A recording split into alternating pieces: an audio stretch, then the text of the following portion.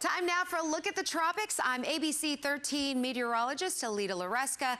Couple of areas that we've been monitoring the last couple of days. They're out here around the Leeward Islands, and then another one just a few hundred miles away.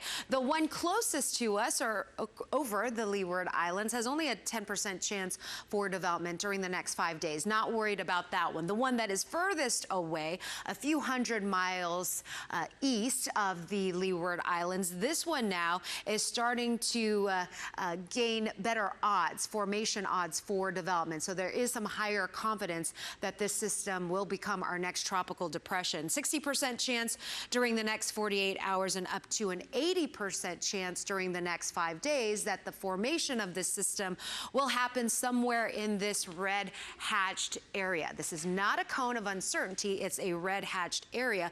Both of these tropical waves have been designated as an invest, but this one that we're going to be continuing to monitor not just through the weekend but into next week has the invest name of 97L, and at this hour maximum sustained winds are at 35 miles per hour. Movement is toward the west-northwest at about 20 miles per hour. But this is a situation that these are atmospheric conditions are favorable for development. Computer models now are starting to populate, and you can see that the models are in agreement that the system will continue that west-northwesterly track, eventually somewhere here into the Caribbean, then maybe making a little bit of a curve here toward Cuba, maybe even portions of South Florida, but really a lot of uncertainty once we get into days 4 and 5, which is where the tail end of these models, where they end up. So there's still a lot of uncertainty as to the system. Of course, when we talk about computer modeling, we like to show you a couple of them. This one is the European model.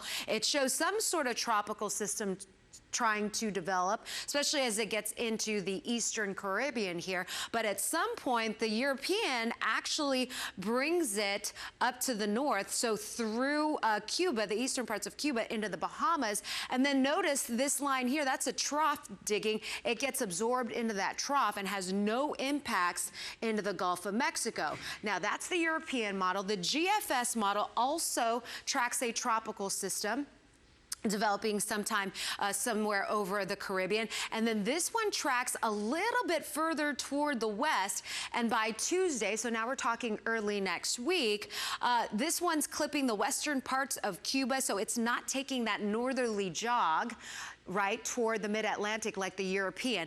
The GFS, the American model, is hinting that this could impact somewhere along the U.S. as we get into the next week. So there's still a lot of uncertainty to this. Of course, once we do have a system, we will be able to monitor that much better. That's the center of circulation. Now, the next name on the list, if it were to strengthen to a tropical storm, the next name on that list would be Elsa. Of course, we will keep you posted. We'll be here at abc13.com, myself and the rest of the team. So make sure you check in daily to get your tropical updates, and we'll make sure we keep you calmly informed. Thanks for watching.